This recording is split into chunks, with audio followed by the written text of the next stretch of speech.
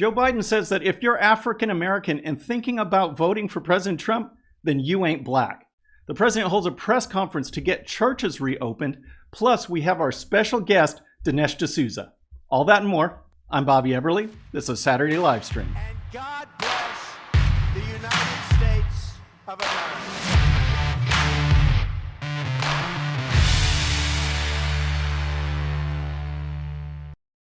All right, friends, welcome to the show. Thanks so much for showing up. It is such a great turnout. I am so excited. We got Mark Messenger, Debbie, thanks for showing up. We got Steel for Real. We got Joe Heller managing, keeping everybody in line on the chat. Silver Wheels, Jay Coke, thanks for showing up. Before we get started, I have to give a special shout out to Mark Holland because this guy is decked out with BE gear. He is ready to roll. This is his workstation. This is how he shows his spirit for the show when we show the 13-minute news hour. So, Mark, thanks so much for your support. We're going to get on with the show. We have got a lot to cover, and I want to start with Joe Biden because, as you guys know, one of my favorite people to cover is Alexandria Ocasio-Cortez. She was my go-to person over and over and over again because the gaffes are so incredible, and they're nonstop. Well, now I think she has been outdone by Joe Biden because just look at the last, say, week or so. We've covered Obamagate, and he's definitely got a role in Obamagate. We've covered this President Tweety remark. And then just yesterday, my lead story on the 13-minute news hour was Joe Biden and the tapes that were released with his conversations with then Ukraine President Poroshenko actually pressuring him to fire the prosecutor that's investigating his son in exchange for $1 billion in loan guarantees. That was my lead yesterday. So I came out of the show. I'm feeling all good. I'm out of post-production. It's all done. And no sooner than that, than Biden had another story. He had another gaffe. This time he was on The Breakfast Club. He's talking to the African American community about voting and these elections, the 2020 elections. And he said this. Listen, you got to come see us when you come to New York, VP Biden. I will. It's a long way until November. We got more questions. You got more questions, but I tell you, if you have a problem figuring out whether you're for me or Trump, then you ain't black. It don't have nothing to do with Trump. It has to do with the fact I want something for my community. I would love to see. Take a look at my record, man. I extended the voting rights 25 years. All right, folks, this is just absolutely crazy because Biden does what the Democrats do over and over again. They take the African community for granted, these votes for granted. And Senator Tim Scott over in South Carolina wasn't having any of it. And here's what he said. Well, I'm not going to whitewash his arrogant, insensitive, painful comment that he made. It tells me that he has taken the black vote for granted, and he will continue to do so. This is not the first time we've had rhetoric from the vice president that has been offensive. All right, and he's right about that one. Biden is just a gaffe machine. I mean, he's the one who said that poor kids are just as talented as white kids. I mean, what does that even mean? And here's more from Scott. The thing I hear right now from this party, however, crickets. It is quiet as a church mouse right now on the left. And I'm tired of hearing people put Democrats on a perch when it comes to offensive, racially offensive comments, and they hold Republicans to a very different standard. Yes, this is so typical, folks. It is so typical. Joe Biden says this. No one says anything. It's exactly what we're seeing with Brett Kavanaugh and Christine Blasey Ford versus Joe Biden and Tara Reade. There are different standards out there, but luckily in this case, even though the media aren't saying anything, even though the Democrats aren't saying anything, social media erupted. They've lashed out, and Biden felt the heat to the extent that he decided that he needed to apologize yesterday. And here's that report from the Washington Times. No one should have to vote for any party based on their race or religion or background, Mr. Biden said. I know that the comments have come on like I was taking the African American community vote for granted, but nothing could be further from the truth, he said. I've never done that, and I've earned it every time I've run. I was making the point that I have never taken a vote for granted. Seriously? That's exactly what he is doing. With that comment, He is taking the African American vote for granted, and they do it all the time. So folks, let me know in the comments. I want to know in the chat, in the comments, is Biden losing it? Is he just that out of touch with politics that he keeps saying these same things, and he, like the elitist media, think that they are just ordained to rule, ordained to lead, and that we should listen to them no matter what they say? Let me know in the comments. But next, I want to get to President Trump, because he held a press conference yesterday, and he did something that I think was much needed and long overdue. And that is, when you have these lockdowns, especially these blue state ones, these Democrat leaders are very slow to react, very slow to reopen. And we're going to get to Dinesh's comments on that, his thoughts on that. But they've been inconsistent. Not only have the lockdowns been draconian, but they've been massively inconsistent. You've got some stores that are open, churches are closed, and people have gotten tired of it. President Trump held a press conference to address that exact issue. Some governors have deemed liquor stores and abortion clinics as essential, but have left out churches and other houses of worship. It's not right. So I'm correcting this injustice and calling houses of worship essential. I call upon governors to allow our churches and places of worship to open right now. All right, folks, President Trump's right. And as you know, I've never been a fan of these lockdowns. I've been consistent since, March, talking about this. I don't think the massive lockdowns were necessary for two main reasons, or should have been implemented for two main reasons. One, they're not supported by the data. You look at the data, it's not supported. What we've learned, I showed some clips from Dr. Scott Atlas. What we've learned from the deaths and the sicknesses in New York is exactly what we knew from Italy in mid-March, before we did all the lockdowns. And two, we cannot solve a problem this way in the United States of America, when we are governed by a constitution, when we have inherent rights and we grant the government limited rights. We can't do this. We can't have these lockdowns. But again, in this press conference, you see that the media is just driven by anything that Trump says. They're going to take the opposite approach. He's driving a positive message. They're going to push fear. And Kayleigh McEnany, the White House press secretary, had to deal with that yesterday during the questioning. Is it safe? And if it's not safe, is the president trying to encourage that? Or does the president agree with Dr. Birx that people should wait? Jeff, it is safe to reopen your churches if you do so in accordance with the guidelines, which are laid out very stringent detail here. Okay, and so now what we see, again, it's this inconsistency. Liquor stores are open, abortion clinics are open, and yet churches are closed. I mean, folks, I've been going out as much as I can. You can go to Walmart, you can go to Home Depot, you can go to the grocery store. There are sections marked off 6 feet apart. You don't think churches can do that? My church right now is open, and they have a set of guidelines. You have to be 6 feet apart. You have to have a mask on. That's the way they decided to do it. But this fear-mongering in the media saying, oh my gosh, is he pushing for us to go when it's not safe? Well, if it's not safe, don't go. These guidelines are a way to reopen in a safe manner, so that if you feel comfortable, then go.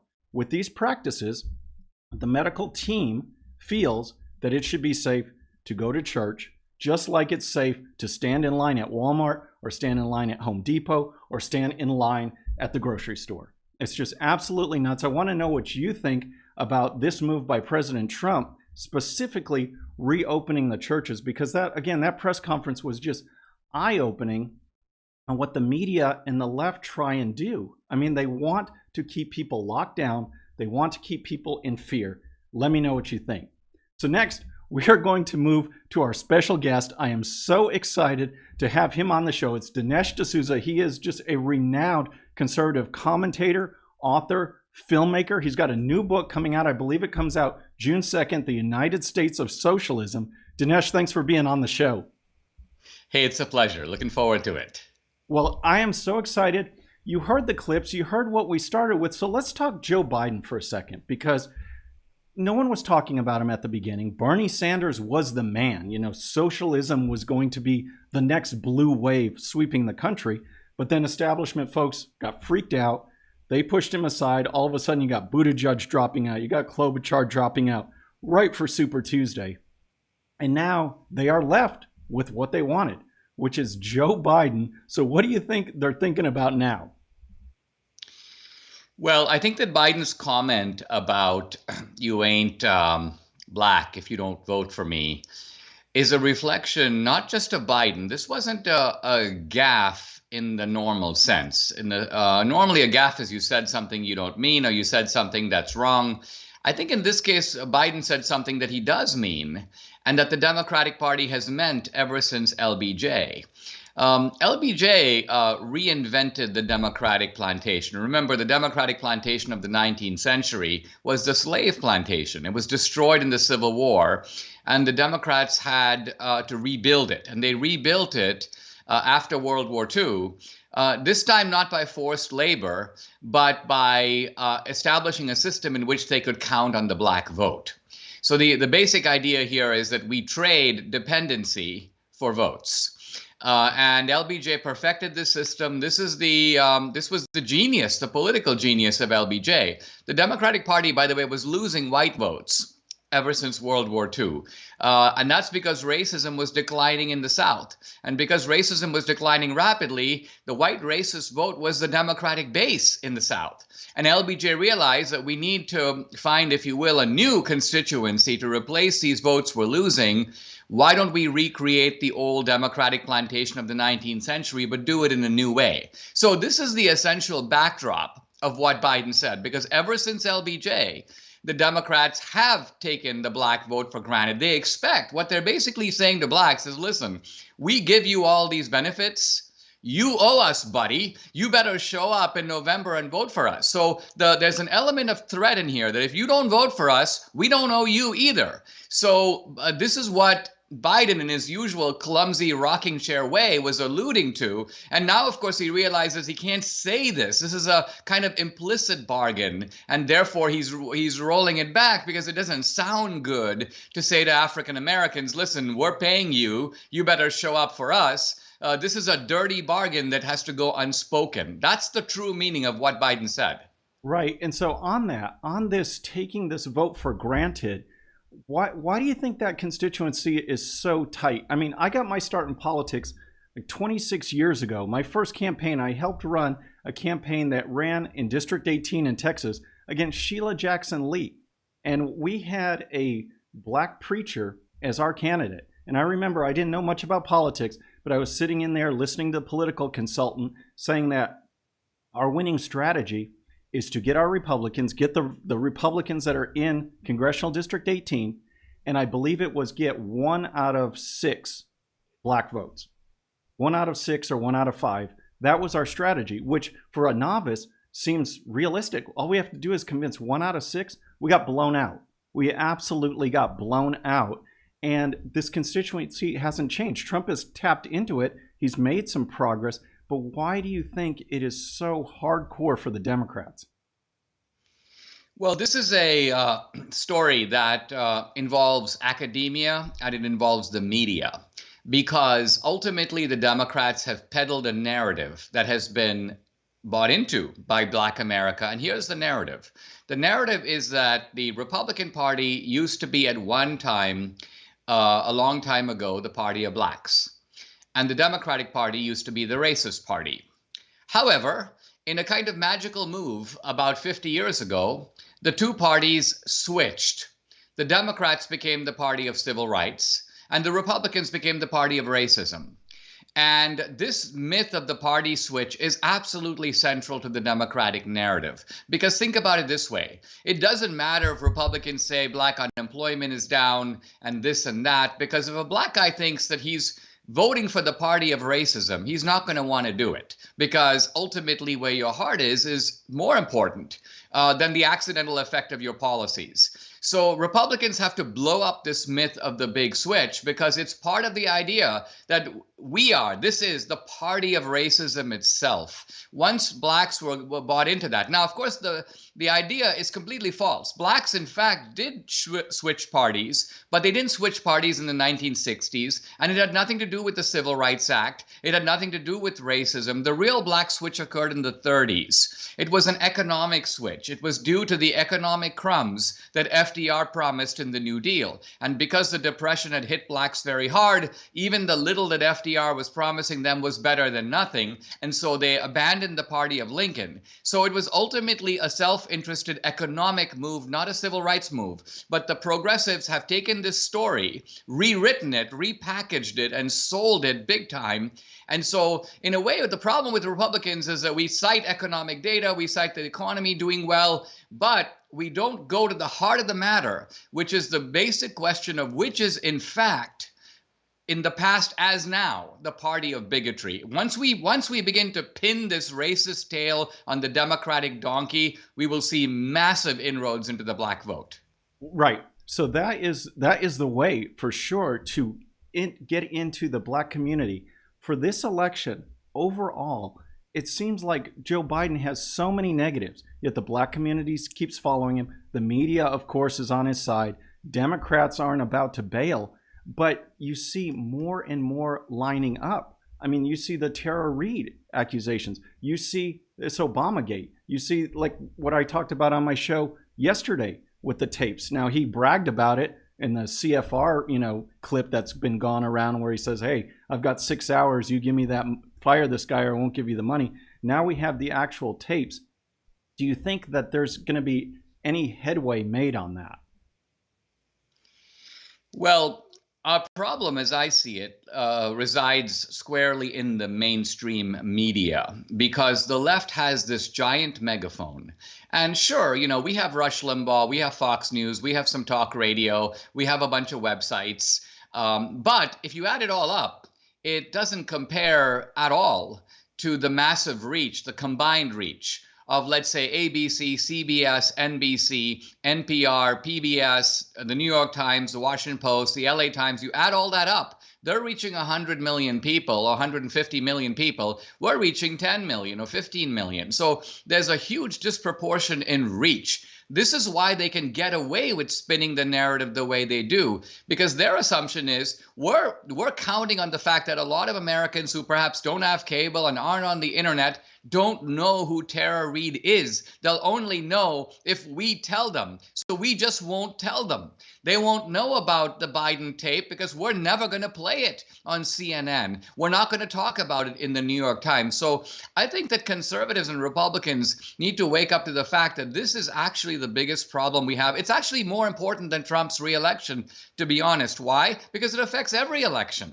So long term, I just don't see how we stay viable as a movement and a party if we don't figure out what to do about this problem of the mainstream media. We have to build alternative institutions, but of that size. Right. Absolutely. That's the only way to fire back head to head against the media, because they are so powerful. They've got their message there. Another thing, though, that is really disheartening to conservatives is this whole corruption side of it. It seems like anytime a Democrat is in the news, Hillary Clinton, you name it, they get away with it. And we've got a question related to that. We had some great questions sent in, folks, via video, and I'm so happy about it. We've got this one from Chris Adamo. Hello, Bobby and Dinesh.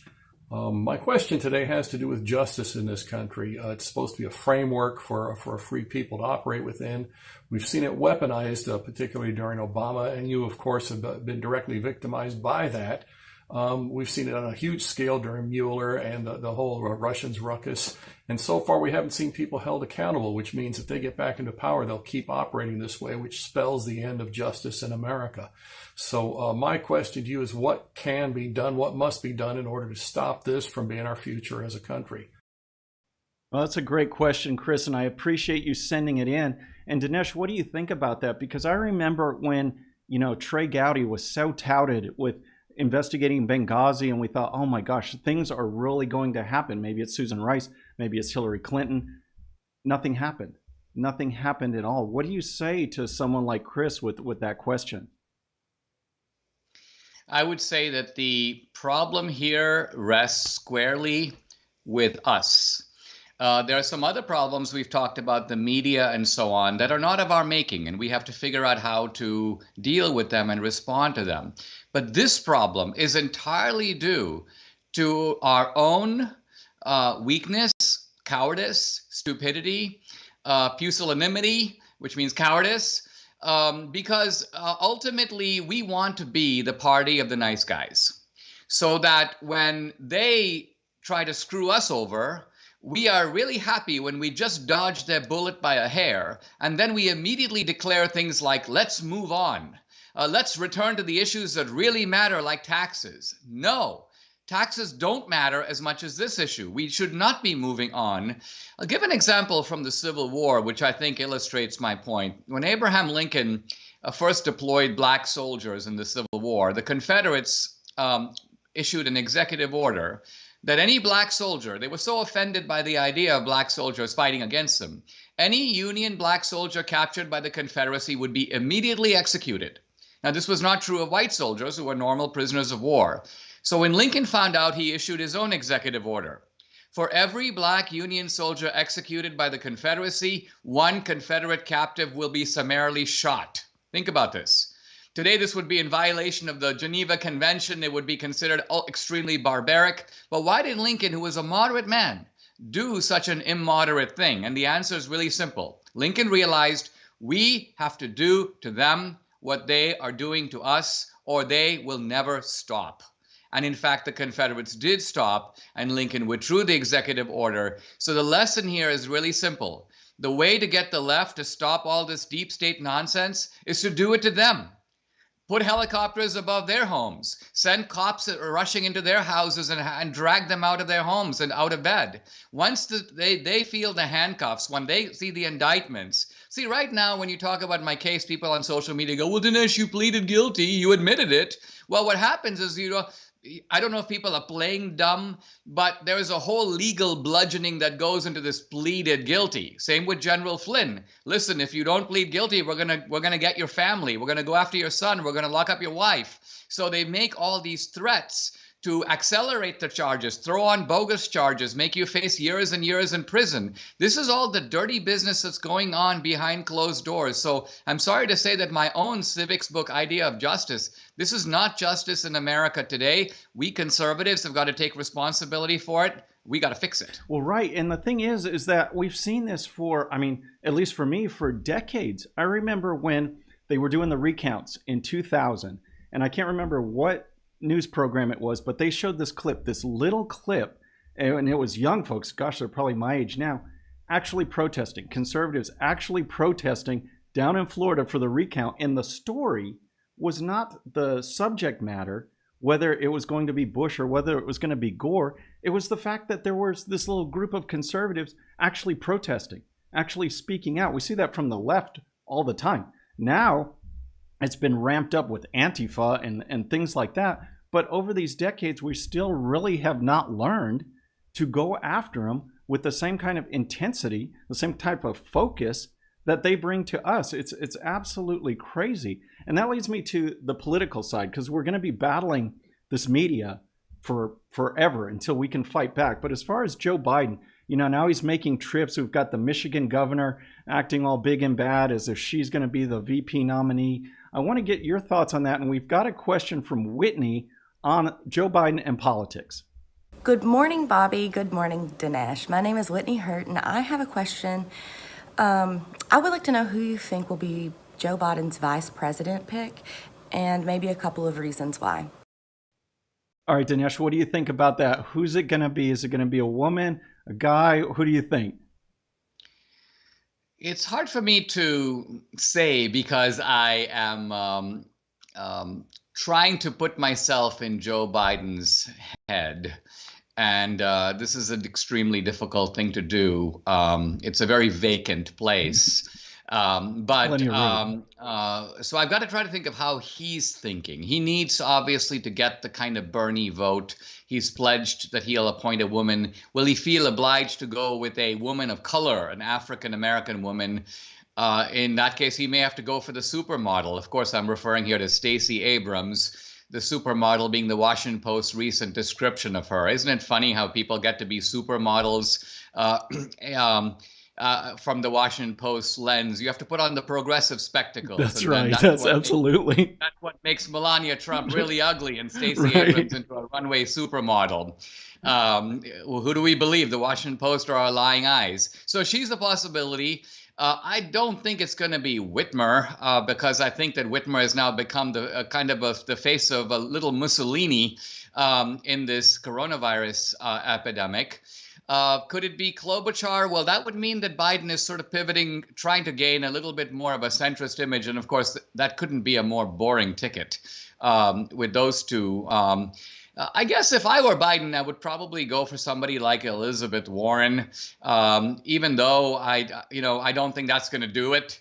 But nevertheless, she has a certain kind of fire to her, and she does represent the left, so she would consolidate the Democratic ticket. The base of the Democratic Party now is pretty far left. This is not the same Democratic Party of old. It's also a gangsterized party now, and by that I mean it approves of most of the Democratic base. If you were to say, hey, listen, Dinesh didn't do anything different than Rosie O'Donnell did.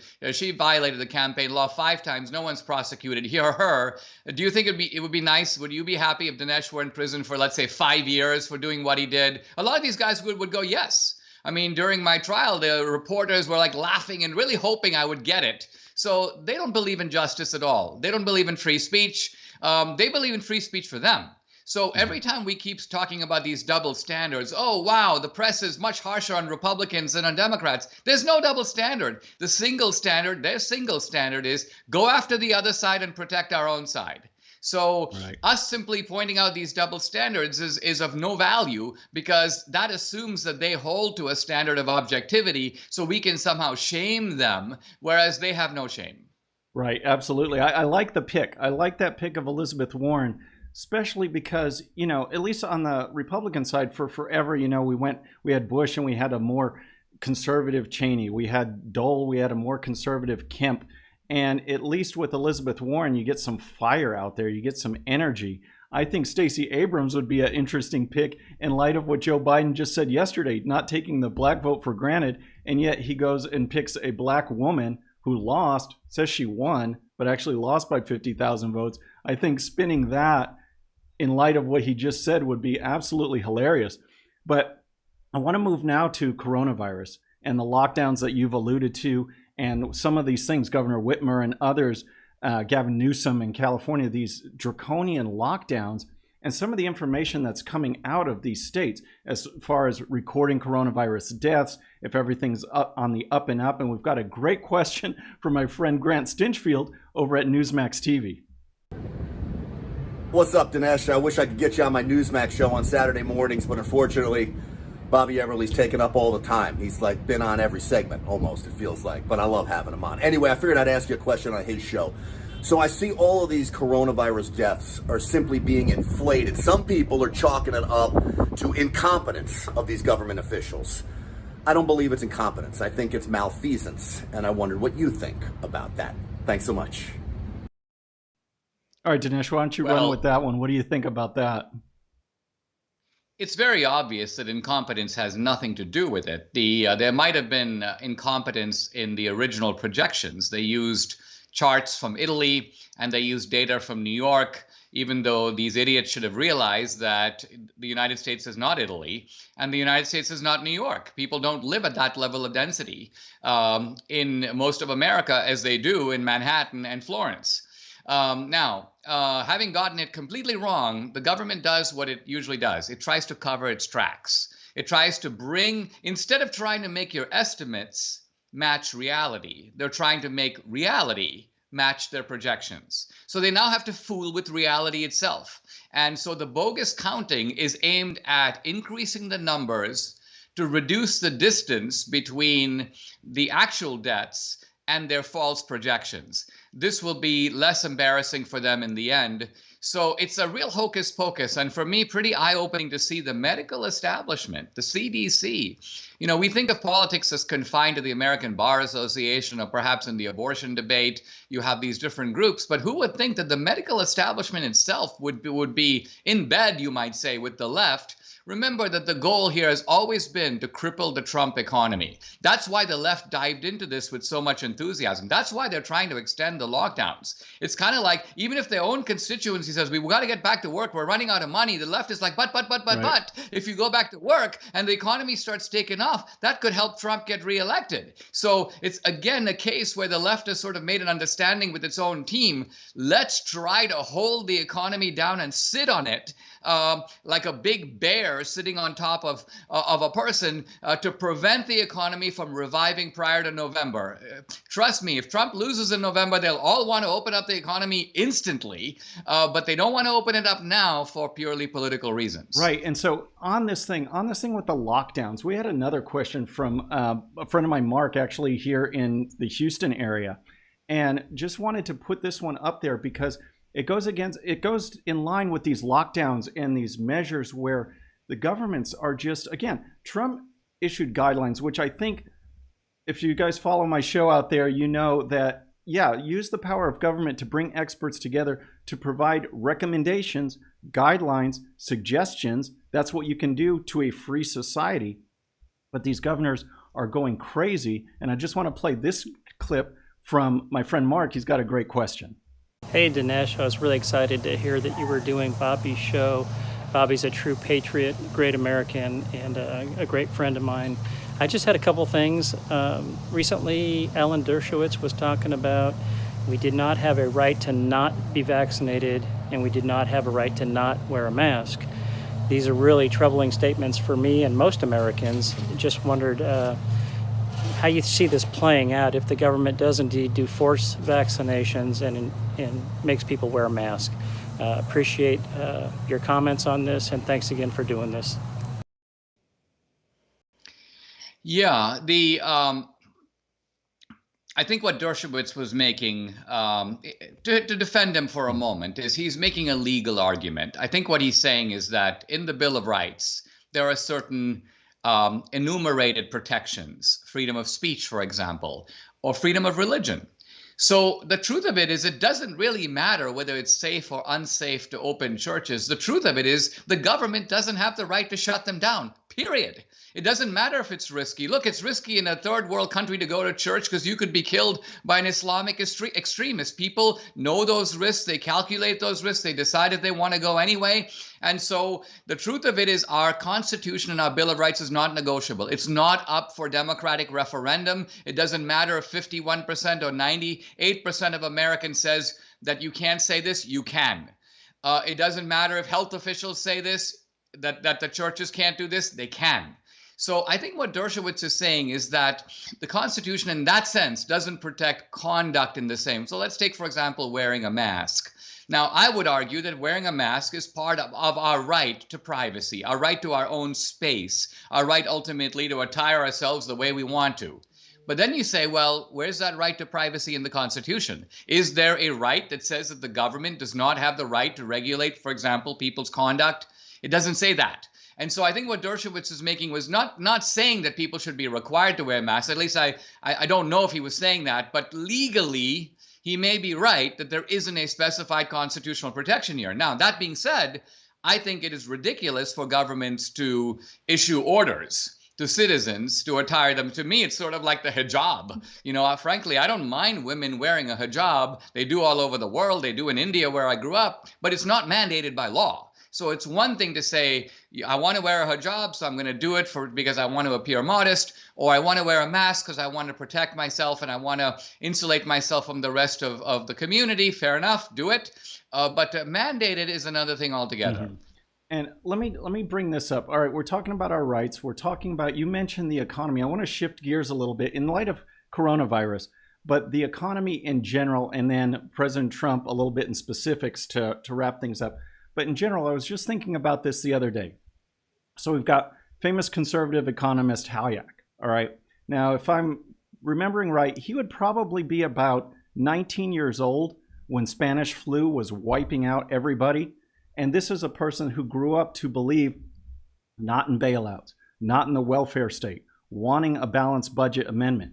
So now, in light of that, we have basically, in essence, adding 25% to our debt with these spending bills over coronavirus. We've got 36 million people out of work. How do you think he'd be reacting to this situation if he were interviewed today? One of the things that Hayek observed was that socialism was coming to the West through the politics of fear. In fact, even Nazism, National Socialism, remember that Nazism was a form of socialism. It came to power through this manufactured fear. The Jews are taking over the economy. The Jews are running everything. We've got to rise up. We've got to do it now. So fear has become a tactic of the left. Why? Well, think back to Marx. Marx thought that socialism would come because the working class would become automatically discontented and would have a revolution and overthrow the capitalist class. Now, that didn't happen in Marx's time. It has not happened anywhere in the world to this date. So the left has now realized we're not going to get socialism that way. We have to get socialism through manufactured hysteria. In the 1970s, they tried the world is running out of food. In the 1980s, nuclear winter. The ozone layer is dissipating. For the last 20 years, climate change. Listen, you better do all these 84 things we say, otherwise all the cities will be flooded with water. It's manifest nonsense, and as people awaken to the nonsense, they move on to the next nonsense. It's almost like a revolving placard. So coronavirus, you can see, has played into this, and the left has jumped on it because A, they can control people's behavior, B, they can get socialist programs like universal income pushed through, again, under the pretext of fear. You're scared. If you go out, there's this deadly invisible enemy waiting to kill you. So why don't you sit on the couch, watch TV all day? We'll send you $2,000 a month. Isn't that better than working as a foreman on a dock? So this is the left. I mean, what's kind of funny to me is that Marx focused on workers, but the left today counts on non-workers. It's not workers of the world unite. The new socialist slogan, freeloaders of the world unite. Right. Yeah, absolutely. And so along that line, when you have this coronavirus that the Democrats and the media are playing up, they're using it for power, they're using it for control, they're using it for these socialist policies. How do we then bring this all home to the politics of the 2020 election? Because there's this old adage, you're never going to throw out an incumbent president when the economy is good.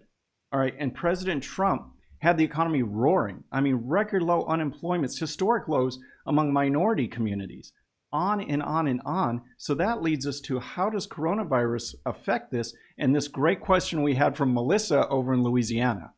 Hi, my name is Melissa Cordova. I'm a resident of Louisiana, and I have a question for you. I'm curious as to what your take is on the economy right now, the struggles that we're having getting it going again, and the struggles we're going to have going into the election season.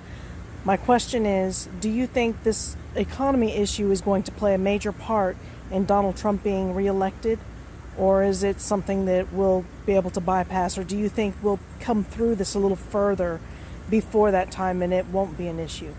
Thank you for your time. All right, so Dinesh, what do you think about that? Did we flatten the curve on coronavirus? Will it have run its course politically by the time we get to, the heart of campaign ads in October and all of this push, the debates, or will this be the major issue?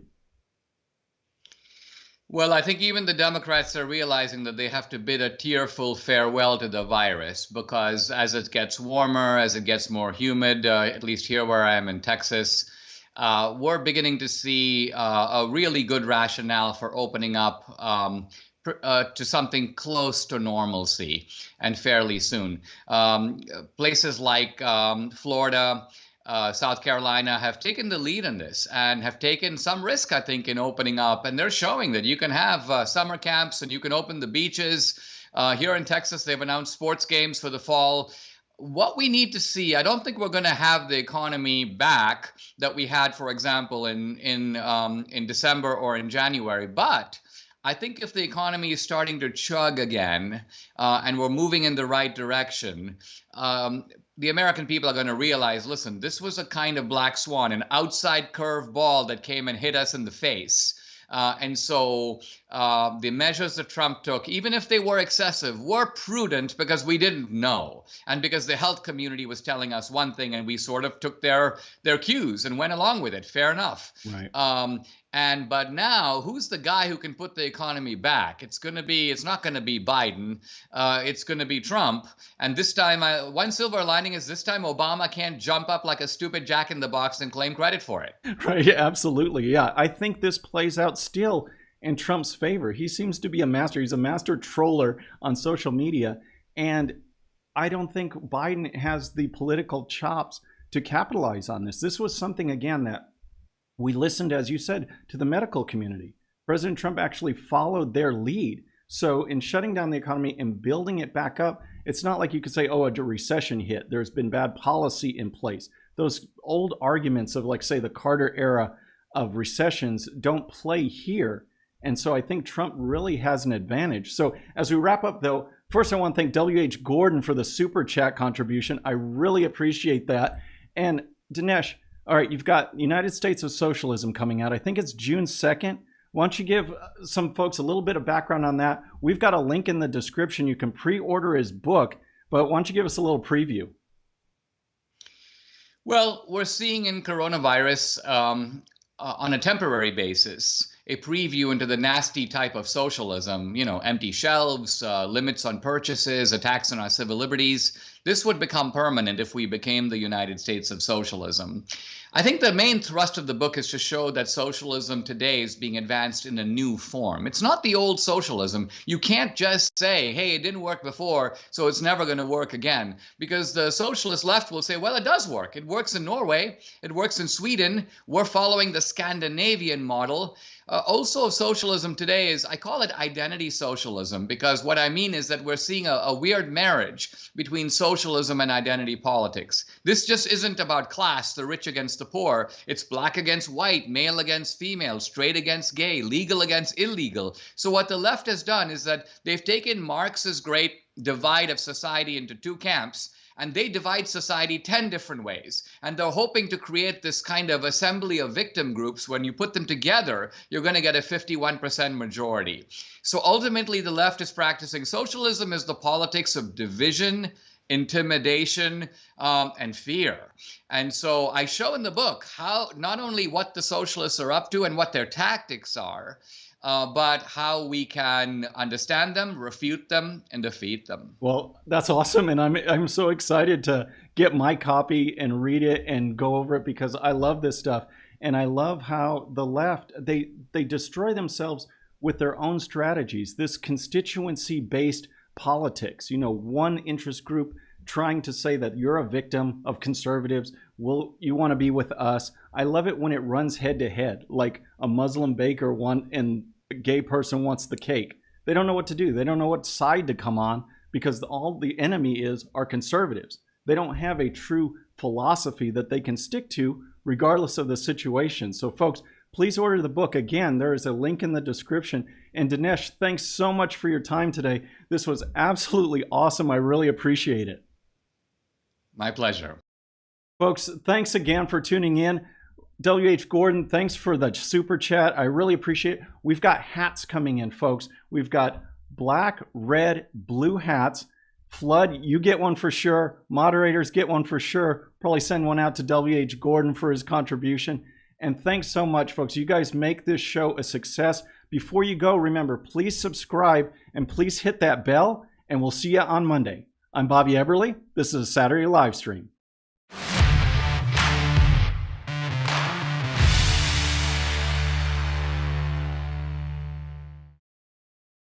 Okay, friends, thanks so much for watching. And before you go, please hit that subscribe button, hit that bell so you'll be notified. And here's a special video just for you so you can watch even more of the 13-minute news hour. And don't forget to check out GOPUSA.com for the best in conservative news and commentary. We'll see you next time.